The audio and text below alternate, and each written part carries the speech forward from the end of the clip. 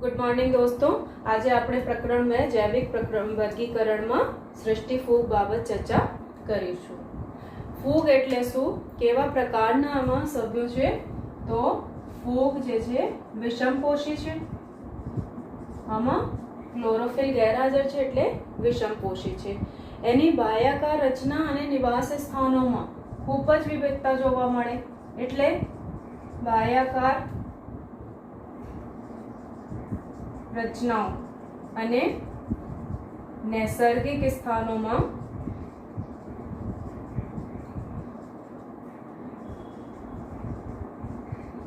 વિવિધતા જોવા મળે। એટલે કે આમાં રહેલા જે સભ્યો છે એ ઘણા બધા પ્રકારના કવકજાળ અને બીજાણુ નિર્માણ, તો એની જે રચનાઓ છે એ ખૂબ જ વિવિધ હોય, જુદા જુદા ગ્રુપમાં જુદા જુદા જોવા મળશે। અને નૈસર્ગિક સ્થાનો એટલે કે હવા, પાણી, જમીન, જે કઈ જગ્યા હોય એ જગ્યા આપણને ફૂગ જોવા મળી। વિવિધતા પહેલા આપણે જોઈએ કે બાહ્યાકાર રચનામાં વિવિધતામાં તો બિલાડીના ટોપ ઘણી બધી જગ્યા હોય, રોટલી ઉપર આવી જાય કે બીજા કોઈ ખાદ્ય પદાર્થ રાખ્યા હોય તો એની ઉપર આવી જાય, સડેલા બધા પદાર્થો ઉપર પણ ફૂગ જોવા મળે।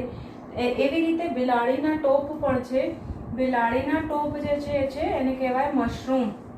એને ખાવામાં પણ અમુક કેટલાક મશરૂમ જે છે યુઝ કરી શકાય।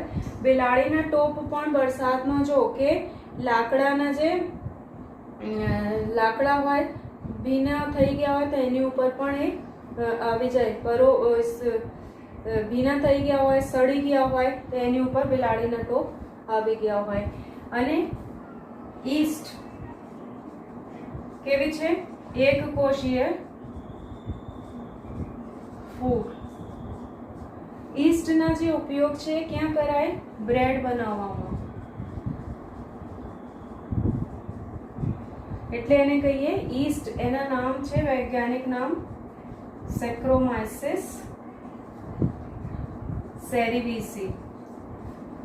આ જે ઈસ્ટ છે એને એના ઉપયોગ બ્રેડ બનાવવામાં કરવાય, એટલે એને કહીએ બેકર્સ ઈસ્ટ। બેકરીમાં યુઝ થાય ને એટલે એને કહીએ બેકર્સ ઈસ્ટ। બીજા ઉપયોગ એને ક્યાં થાય છે? દારૂ બનાવવામાં, એટલે એને બ્રેવર્સ ઈસ્ટ પણ કહેવાય, સેક્રોમાઇસિસ સેરિવિસીને। કેટલાક ફૂગ જે છે પરોપજીવી તરીકે જોવા મળે। આમાં રાઈના પર્ણો પર જોવા મળતા સફેદ ટપકા। બીજી જે અમુક ફૂગ છે એ કેવી છે? રોગકારક છે, એટલે કે વનસ્પતિઓ અને પ્રાણીઓમાં રોગો ઉત્પન્ન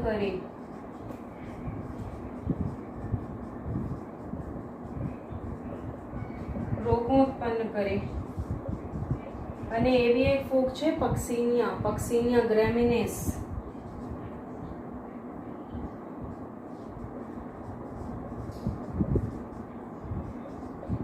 પક્સિનિયા ગ્રેમિનેસ છે એના પૂરું નામ, સાયન્ટિફિક નેમ। અને એ વનસ્પતિ કઈ વનસ્પતિમાં? ઘઉંમાં।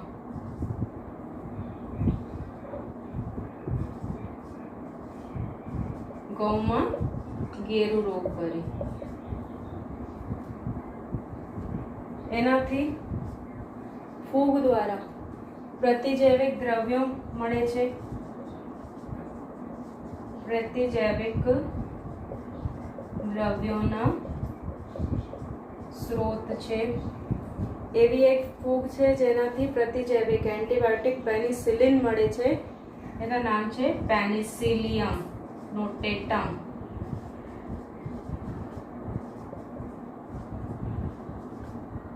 પેનિસિલિયમ નોટેટમ એના દ્વારા પેનિસિલિન પહેલી પેનિસિલિન એન્ટીબાયોટિક છે। પેનિસિલિનની શોધ કોને કરી હતી એ કમેન્ટમાં લખજો, પહેલાના ક્લાસમાં ભણી આવ્યા છો. તો પ્રતિજૈવિકના દ્રવ્યોનો સ્ત્રોત છે પેનિસિલિયમ નોટેટમ. પેનિસિલિન એન્ટીબાયોટિક મળે છે એનાથી. તો આ ઘણી બધી વિવિધતાઓ આવે છે આમાં. નિવાસ સ્થાનોમાં કેવી રીતે ઘણી વિવિધતા છે, તો સર્વત્ર સ્થાનો પર જોવા મળી શકે આપણને ફૂગ, જેમ કે પાણી, હવા, જમીન, વનસ્પતિઓ, પ્રાણીઓ પર.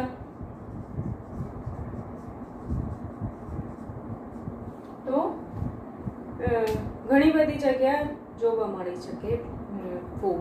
પર એના જે પસંદીદા સ્થાન છે કઈ છે? હુંફાળા અને ભેજવાળી સ્થાન.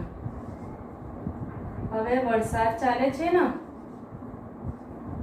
હુંફાળા અને ભેજવાળા સ્થાનો. વરસાદના જે સિઝન હોય ને, વરસાદના સિઝનમાં જોજો કે ભેજ હોય વાતાવરણમાં, તો એના કારણે જે ખાદ્ય પદાર્થ, સબ્જી, ફળ, જે કંઈ પદાર્થ હોય, સબ્જી અને ફળ સિવાય કાપડ ઉપર પણ ફૂગ લાગી જાય, કે બીજા જે એ દિવસ દરમિયાન કોઈ ચામડાની વસ્તુ હોય તો એની ઉપર ફૂગ લાગી જાય. તો હુંફાળા અને ભેજવાળા સ્થાનો જે જગ્યા હોય એ જગ્યા ઝડપથી વિકાસ પામી અને વૃદ્ધિ કરી લે. એ જગ્યા તાપમાન કેવા હોય? થોડા ઊંચા, ગરમી જેવા લાગે છે. તો હુંફાળા ભેજવાળા સ્થાનો પર ફૂગ વધારે વૃદ્ધિ કરે, ઝડપી વૃદ્ધિ કરે. એટલે કે વરસાદના દિવસોમાં ખાસ ખ્યાલ રાખવું પડે કે કોઈ પણ ફળ સબ્જી લાવો તો સૌથી પહેલા એને ફ્રીજમાં રાખી દો. એને ફ્રીજમાં કેમ રાખીએ? તો રેફ્રિજરેટર જે છે એના તાપમાન કેવા છે? નીચા, અને એને સેટ પણ કરી શકાય. તાપમાન કેવું છે? નીચું. એને સેટ કરી દો 16 ઉપર, 15 ઉપર, 14 ઉપર. તો તાપમાન કેવા છે? નીચું, જેના કારણે બેક્ટેરિયા અને ફૂગથી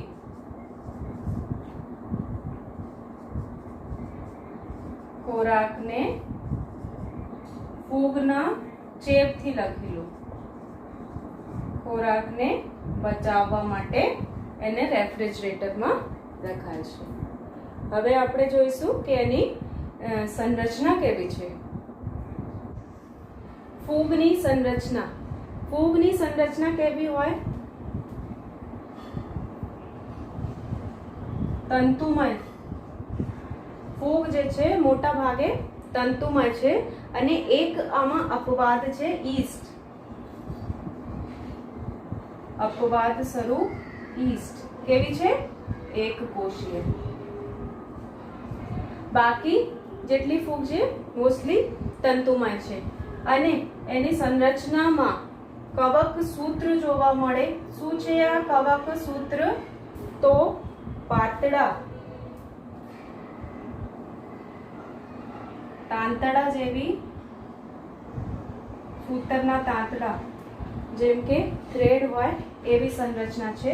એને કહેવાય કવક સૂત્ર. ઠીક છે? કવક સૂત્ર એટલે પાતળા સૂતરના તાંતડા જેવી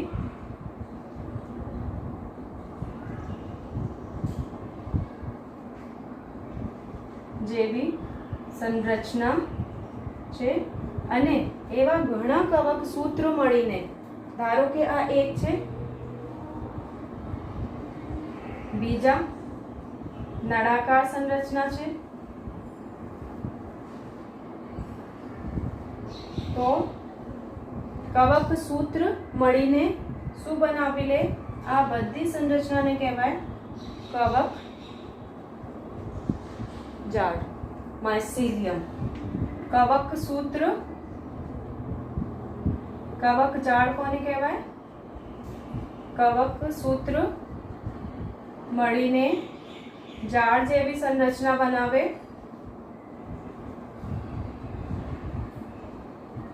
એને કહીએ કવક જાળ. અને આપણે જે ફૂગ દેખાય છે જાળના સ્વરૂપમાં દેખાય છે. કવક સૂત્ર બે પ્રકારના જોવા મળે.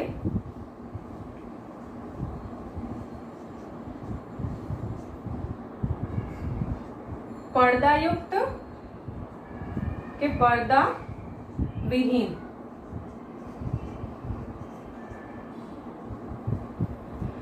પડદાયુક્ત કવક સૂત્ર એની સંરચના કેવી હોય? લાંબી નળાકાર સંરચના છે અને આમાં ત્રાંસી દિવાલ ક્રોસ વોલ છે કે સેપ્ટા છે. તો આ શું છે?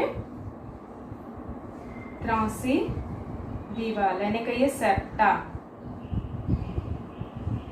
કે પડદા લખ્યા છે ને, તો પડદા. અને એના કારણે જે સેલ છે, જે કવક સૂત્ર છે એ એના જે એક કોષમાં એવા દેખાય કે એક કોષ કેન્દ્ર છે. જ્યારે પડદા વિહીન હોય તો આ પણ એક નળાકાર સંરચના છે અને એની વચ્ચે કોઈ ક્રોસ વોલ કે પડદા નથી, પડદા વિહીન છે. એટલે કે આમાં જે કોષ કેન્દ્ર છે આ કોષ રસમાં ફેલાયેલા છે. તો એના કારણે આ કેવી સંરચના બનાવે? બહુકોષ કેન્દ્રીય. બહુકોષ એકથી વધારે છે ને, એટલે બહુકોષ કેન્દ્રીય કવક સૂત્ર. જ્યારે એને કહેવાય પડદા યુક્ત કવક સૂત્ર.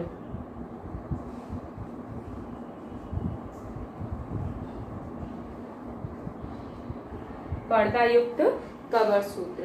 એની કોષ દિવાલ, ફૂગની કોષ દિવાલ કોની બનેલી છે? કાઇટિનની. અને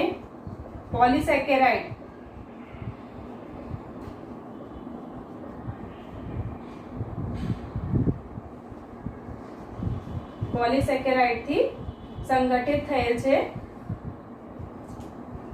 એને કહીએ ફંગલ સેલ્યુલોઝ. તો સંરચનામાં શું શું જોવા મળ્યા? તંતુમય છે, મોસ્ટલી જે એની સંરચના છે તંતુમય છે. એક અપવાદ છે એક કોષીય ઈસ્ટ. કવક સૂત્રના સ્વરૂપમાં જોવા મળે. કવક સૂત્ર એટલે શું છે? તો પાતળા સૂતર ના તાંતણા જેવી સંરચના છે અને કવક સૂત્ર મળીને જાળ જેવી સંરચના બનાવે તો એને કહીએ કવક જાળ. કવક સૂત્ર જે છે બે પ્રકારના જોવા મળે, કેતો પડદાયુક્ત, કેતો પડદા વિહીન. જો પડદાયુક્ત હોય તો આમાં ત્રાંસી દિવાલ જોવા મળે. જો પડદા વિહીન હોય તો આમાં બહુકોષ કેન્દ્રીય સંરચના જોવા મળે, એટલે એને કહીએ બહુકોષ કેન્દ્રીય કવક સૂત્ર. ફૂગની જે કોષ દિવાલ છે કોની બનેલી છે? કાઇટિન અને પોલિસેકેરાઇડ થી સંગઠિત થયેલ ફંગલ સેલ્યુલોઝની બનેલી છે. પોષણના પ્રકાર કેવા છે?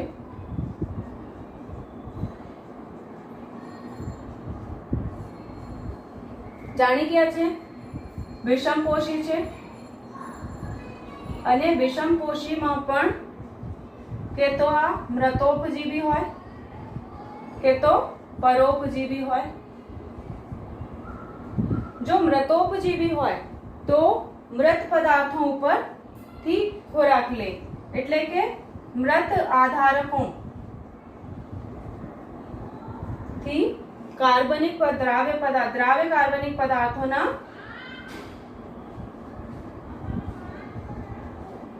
શોષણ કરે. પરોપજીવી હોય તો કોઈ જીવંત પ્રાણી કે જીવંત વનસ્પતિ ઉપર પરોપજીવી તરીકે જીવન ગુજારે છે.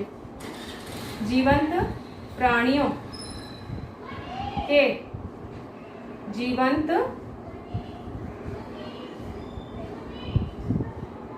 વનસ્પતિઓ ઉપર જીવન ગુજારે છે.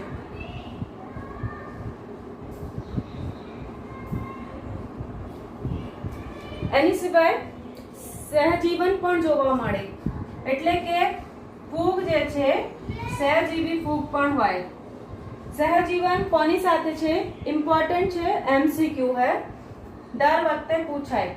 સહજીવન કોની સાથે કરે? કે તો લીલ સાથે અને બીજા જે છે ઉચ્ચ કક્ષાની વનસ્પતિઓની મૂળ સાથે. જો લીલ સાથે ફૂગના સહજીવનને કહેવાય લાઇકેન અને ઉચ્ચ કક્ષાની વનસ્પતિઓની મૂળ સાથે ફૂગના જે સહજીવન છે એને કહેવાય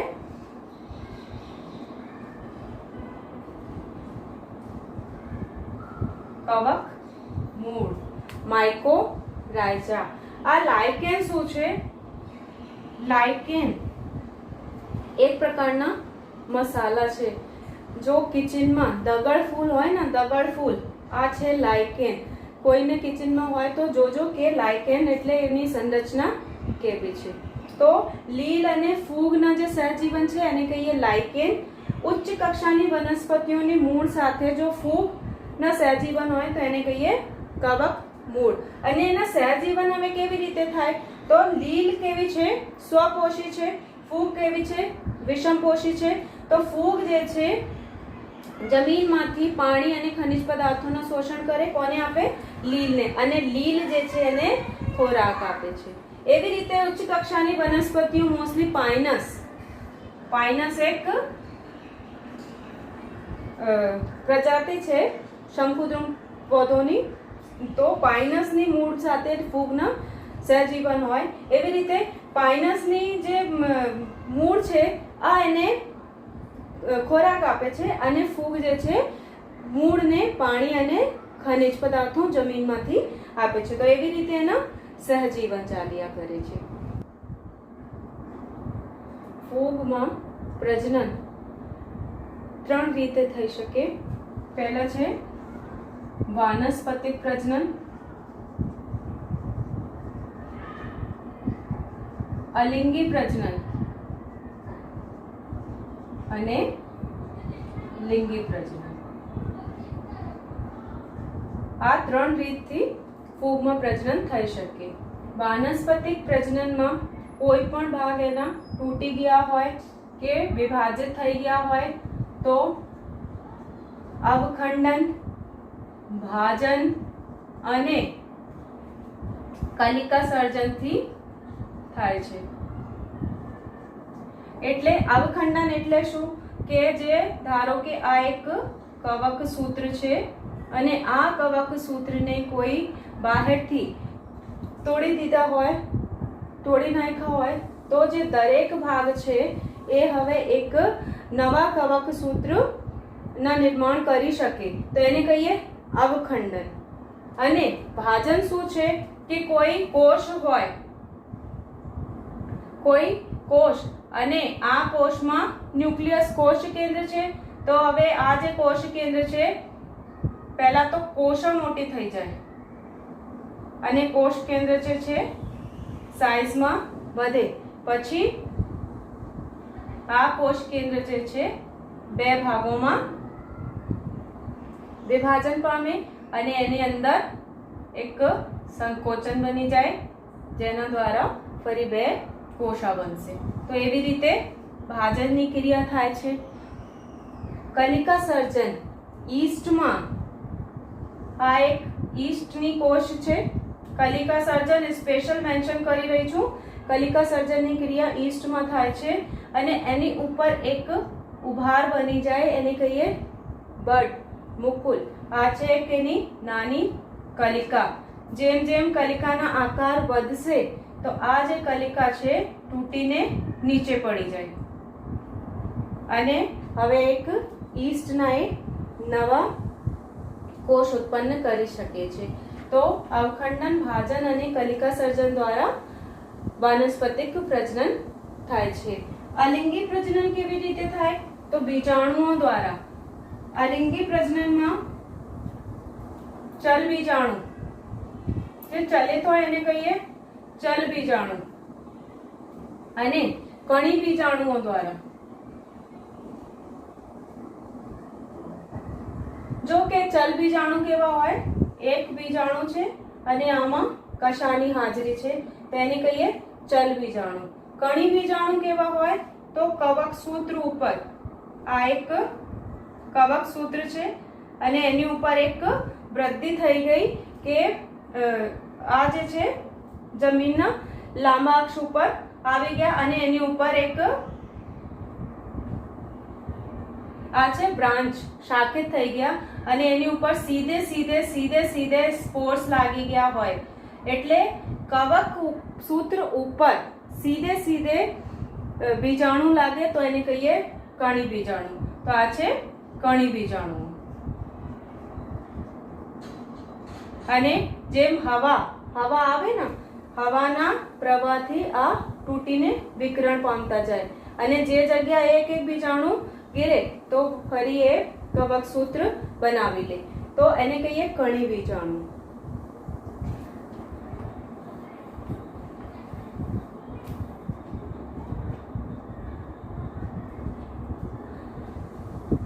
લિંગી પ્રજનન, અંડ બીજાણુ, ધાની બીજાણુ,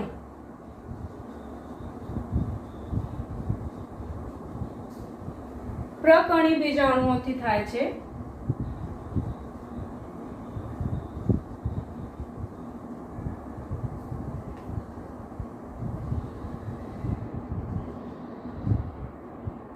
કેવી રીતે બને છે અંડ બીજાણુ, ધાની બીજાણુ અને પ્રકણી બીજાણુ? તો એક વિશિષ્ટ સંરચના છે આમાં બને છે.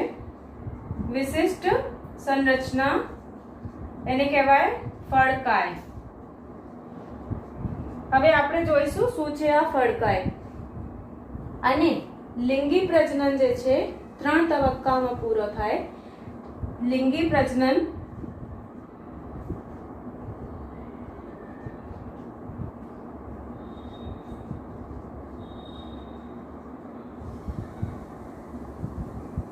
પહેલા એના જે તબક્કા છે એ છે જીવરસ સંયુગ્મન.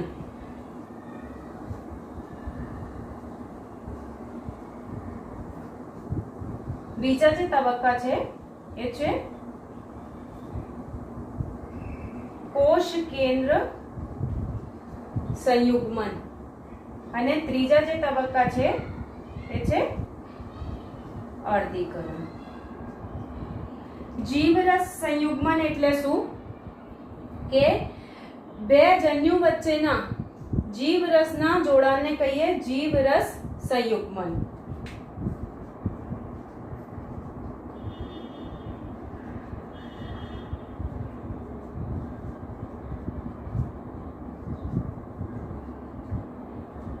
જો કેવી રીતે થાય કે બે કવક તંતુ જે જુદા જુદા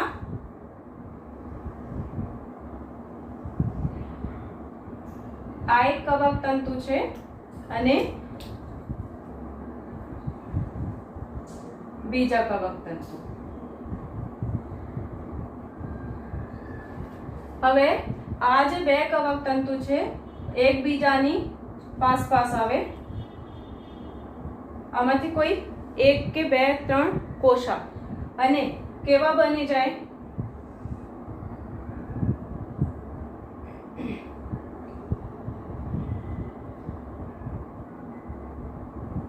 હા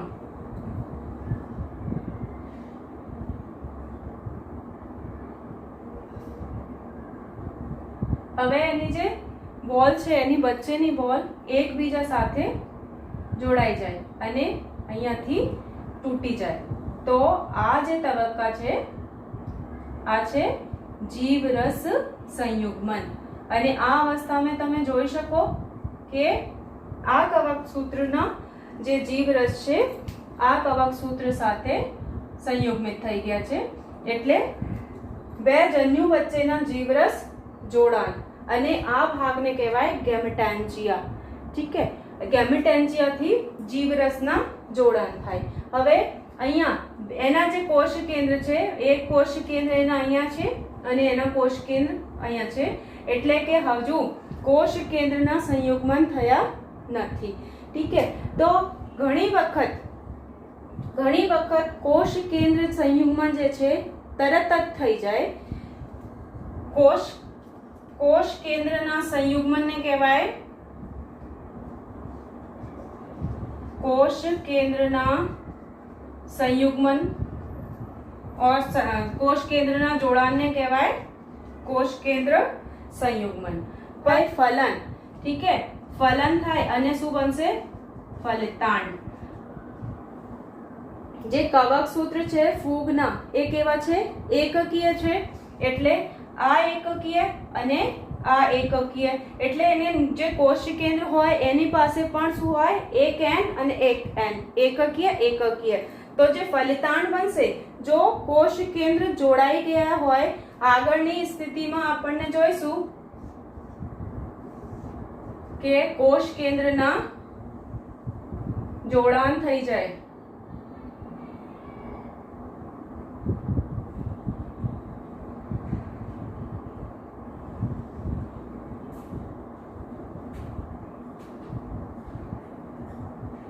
तो एक यहाँ पर आ जग्या एना कोश केंद्રના જોડાણ થઈ ગયા। તેને શું બનાવી લીધા? આ છે ફલિતાંડ। કોષ કેન્દ્રના જોડાણને કહીએ કોષ કેન્દ્ર સંયુગ્મન। કોષ કેન્દ્રના ફલન થઈ ગયા, શું બનશે? ફલિતાંડ। ફલિતાંડ કેવા છે? એક એન એના અને એક એન એના, તો કેટલા एन છે એની પાસે? 2n, એટલે ફલિતાંડ કેવા છે? દ્વિકીય। હવે દ્વિકીયના અર્થ શું છે? એકકીય અને દ્વિકીયના અર્થ શું છે? તો રંગસૂત્રના એક જોડ હોય, એક સેટ હોય તો એને કહીએ એકાકીય। શું કીધું? એકાકીય એટલે રંગસૂત્રના એક સેટ હાજર હોય તો એને કહીએ એકાકીય। અને દ્વિકીય એટલે રંગસૂત્રના બે સેટ હાજર હોય તો એને કહીએ દ્વિકીય। એના અર્થ શું છે?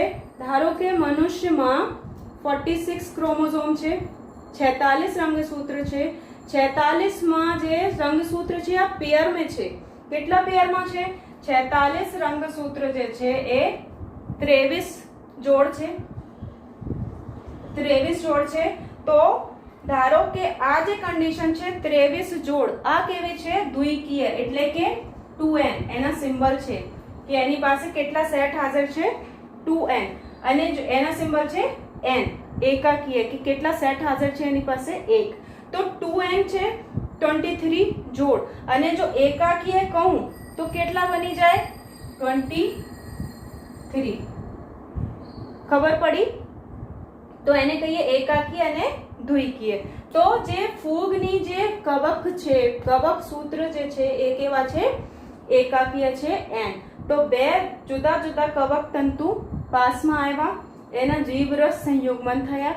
જ્યારે એના કોષ કેન્દ્ર, એક કોષ કેન્દ્રમાં n છે નંબર અને બીજા કોષ કેન્દ્રમાં n નંબર છે, એટલે જ્યારે એના જોડાણ થશે એના દ્વારા ફલનની ક્રિયા દ્વારા ફલિતાંડ બનશે। તો ફલિતાંડ જે છે એ કેવા છે? દ્વિકીય। ખબર પડી? એટલે કોષ કેન્દ્રના જોડાણને ફલન થાય અને ફલનથી ફલિતાંડ, દ્વિકીય ફલિતાંડ બને। હવે એની જે મૂળ દેહ છે એ કેવી છે? કવક સૂત્ર કેવા બનવાના છે? એકાકીય। એટલે આ ફલિતાંડમાં કઈ ક્રિયા થાય? તો અર્ધીકરણની ક્રિયા। ફલિતાંડમાં કઈ ક્રિયા થાય? અર્ધીકરણની ક્રિયા। અર્ધીકરણની ક્રિયા દ્વારા અડધા ક્રોમોઝોમ નંબર, રંગસૂત્ર નંબર જે છે કેવા થઈ જાય? અડધા, એટલે 2n છે તો કેટલા બની જાય? n। અર્ધીકરણ એટલે કેવા બની જાય? તો એનાથી કેટલા બનશે? 4। જો સમસૂત્રી વિભાજન હોય તો એક કોષમાંથી બે કોષ બનશે, જો અર્ધીકરણ વિભાજન હોય તો એક કોષમાંથી 4 કોષ બનશે। ખબર પડી? એટલે ફલિતાંડમાં અર્ધીકરણની ક્રિયા દ્વારા 4 બીજાણુઓ ઉત્પન્ન થાય અને આ બધા કેવા હોય? એકાકીય।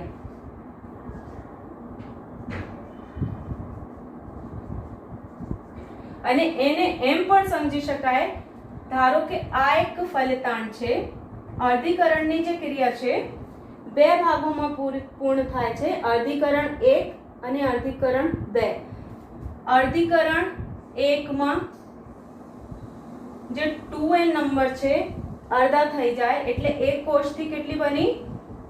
2. કઈ વિભાજન દ્વારા? અર્ધીકરણ 1 દ્વારા.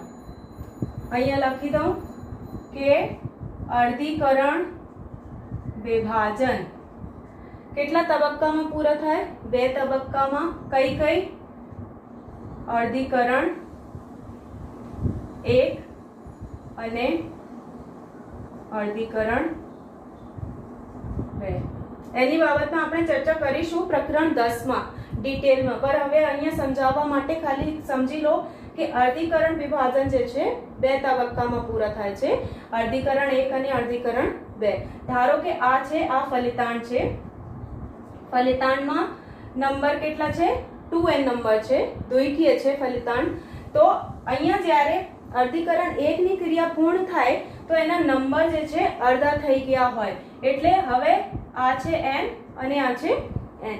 હવે એનામાં જે ફરીવાર અર્ધીકરણ 2 થવાના છે ને, અર્ધીકરણ 2 ની ક્રિયાથી કેટલી કોષો બની જાય? એનાથી 2 અને આ કોષમાંથી 2. તો અર્ધીકરણ વિભાજન દ્વારા એક કોષમાંથી કેટલી બનશે? 4. તો એવી રીતે અર્ધીકરણ ફલિતાંડમાં અર્ધીકરણ થયા તો 4 બીજાણુ બન્યા અને આ બીજાણુ કેવા છે? એકાકીય. હવે આ એકાકીય કેમ હોય? તો અર્ધીકરણ 2 જે છે એ બિલકુલ કેવી છે? સમસૂત્રી વિભાજનની જેમ. તો સમસૂત્રી વિભાજનમાં ક્રોમોસોમ રંગસૂત્ર નંબર અડધા નથી થતા, જેટલા એક કોષમાં હોય એ જ બીજી કોષામાં જાય, નવી બનતી કોષામાં એ જ રંગસૂત્ર નંબર રહેવાના છે. એટલે અહીંયા n છે તો જે બીજી જે છે અર્ધીકરણ 2 એ કઈ વિભાજન કીધું? સમવિભાજનની ક્રિયા થાય છે, બિલકુલ સમવિભાજન જેવી છે અર્ધીકરણ 2 ની ક્રિયા. તો એના રંગસૂત્ર નંબર જે છે અડધા નથી થવાના, એટલે હવે જેટલા નંબર છે એટલા નંબરની આ કોષો બનશે. તો આ બધા કેવી થઈ જાય? એકાકીય. ઠીક હે? તો એના અર્થ છે કે ફલિતાંડમાં અર્ધીકરણની ક્રિયા થાય અને એકાકીય બીજાણુ બનશે અને આ બીજાણુ ફરીવાર કોના નિર્માણ કરશે? કવક સૂત્રના. ઠીક હે? તો આ છે કવક સૂત્ર. અહીંયા શું થઈ રહ્યા છે? જીવરસ સંયુગ્મન અને આ બાજુ કોષ કેન્દ્ર સંયુગ્મન અને આ છે અર્ધીકરણ. તે 3 તબક્કા છે.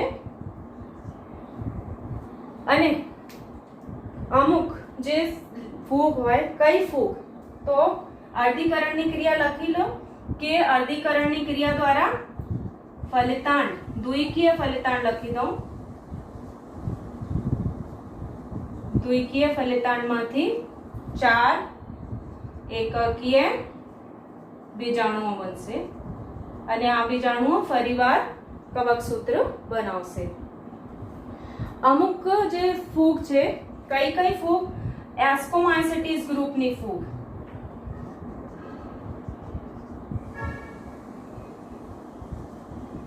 એસ્કોમાઇસેટીસ અને બેસિડિયોમાઇસેટીસ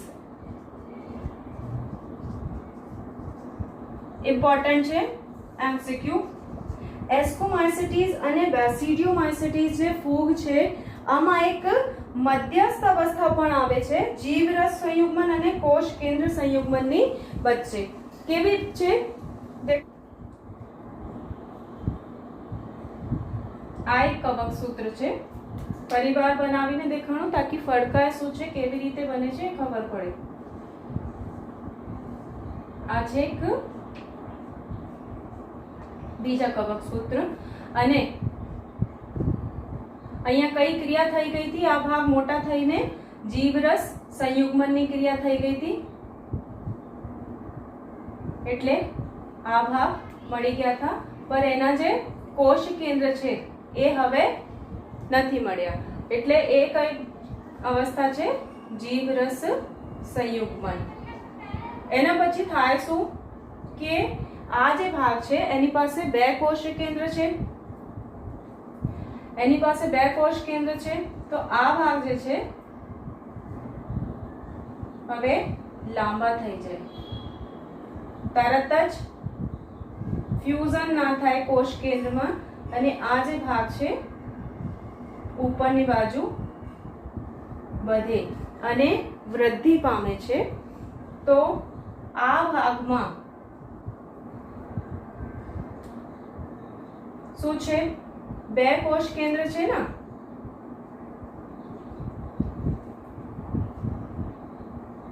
તો હવે જેમ જેમ એ વૃદ્ધિ પામે તો આમાં પણ બે કોષ કેન્દ્ર હોય, દેખાઈ રહ્યા છે ને? બે કોષ કેન્દ્ર. હવે ઘણા લાંબા સમય સુધી એમ જ રહેવાના છે. તો આ જે અવસ્થાને કહીએ એને કહીએ દ્વિકોષ કેન્દ્રીયકરણની અવસ્થા. એને શું કહેવાય? દ્વિકોષ કેન્દ્રીયકરણની અવસ્થા. ઠીક है, મહિનો સુધી આમ રહી શકે. તો હવે આ દ્વિકોષ કેન્દ્રીય અવસ્થામાં રહે તો આ કઈ ગ્રુપમાં દેખાય છે? કઈ ગ્રુપમાં રહેતી ફૂગમાં દેખાય છે? એસ્કોમાઇસેટીસ અને બેસિડિયોમાઇસેટીસ ફૂગમાં દેખાય છે. તો કોષ કેન્દ્ર સંયુગ્મન તરત જ ના થાય અને થોડાક સમય સુધી આ બંને કોષ કેન્દ્ર જે છે એકબીજા સાથે ના જોડાતા હોય અને એક કોષમાં બે કોષ કેન્દ્ર દેખાય છે. તો આ અવસ્થાને કહીએ દ્વિકોષ કેન્દ્રીયકરણની અવસ્થા. ઠીક है, દ્વિકોષ કેન્દ્રીય તબક્કો પણ એને કહીએ. આ તબક્કાને શું કહેવાય? દ્વિકોષ કેન્દ્રીય તબક્કા.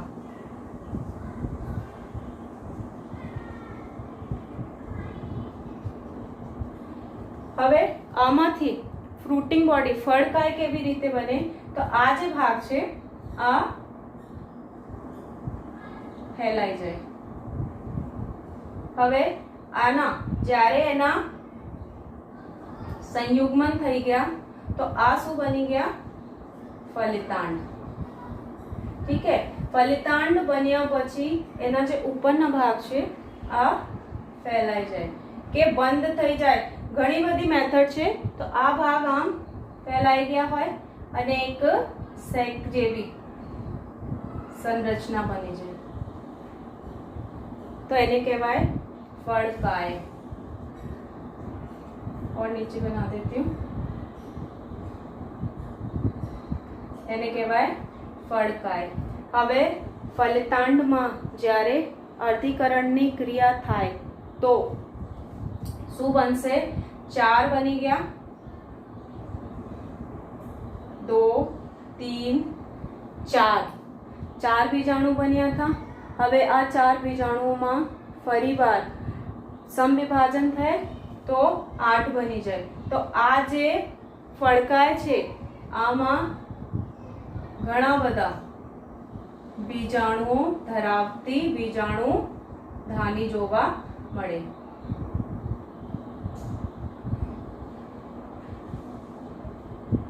આ તો મેં એક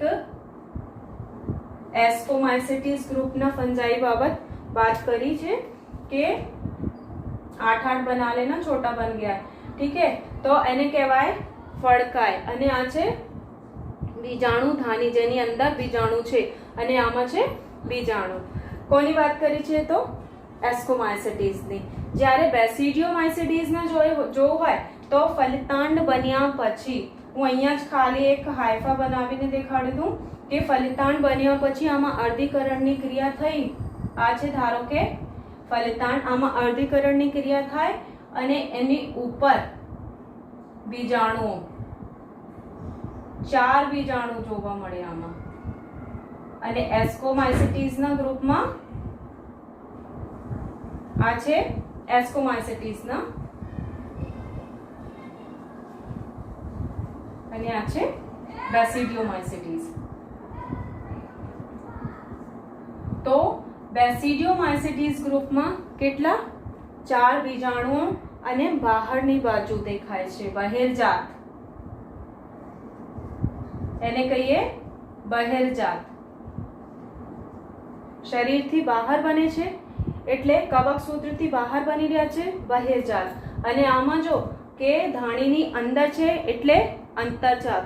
તો એસ્કોમાઇસિટીસમાં જે લિંગી પ્રજનન કરતા બીજાણુઓ બને છે એ કેવા છે અંતર્જાત. બેસિડિયોમાઇસિટીસમાં જે લિંગી પ્રજનન કરતા બીજાણુઓ છે આ કેવા છે બહિર્જાત.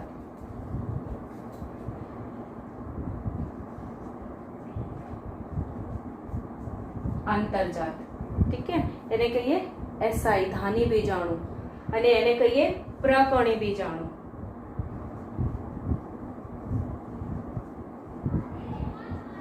એને કહીએ ધાની બીજાણુ. તો જ્યારે આપણે વાત કરીએ ફૂગમાં લિંગી પ્રજનનની તો 3 તબક્કામાં પૂરી થાય છે: જીવરસ સંયુગ્મન, કોષ કેન્દ્ર સંયુગ્મન અને અર્ધીકરણ. જીવરસ સંયુગ્મન એટલે શું? બે જન્યુ વચ્ચે જીવરસના જોડાણને કહીએ જીવરસ સંયુગ્મન.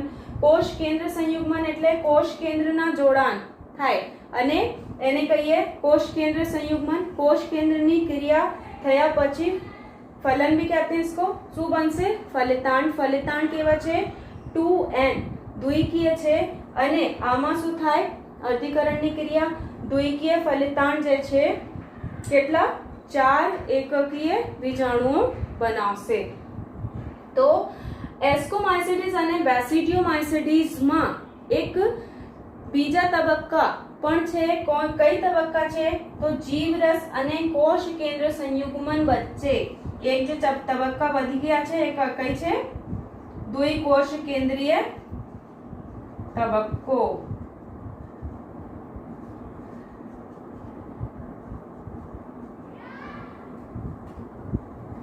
બેસિડિયોમાઇસિટીસ અને એસ્કોમાઇસિટીસ માટે જીવરસ સંયુગ્મન, દ્વિકોષ કેન્દ્રીય તબક્કા, પછી કોષ કેન્દ્ર સંયુગ્મન અને અર્ધીકરણ. ટોટલ 4 તબક્કા છે.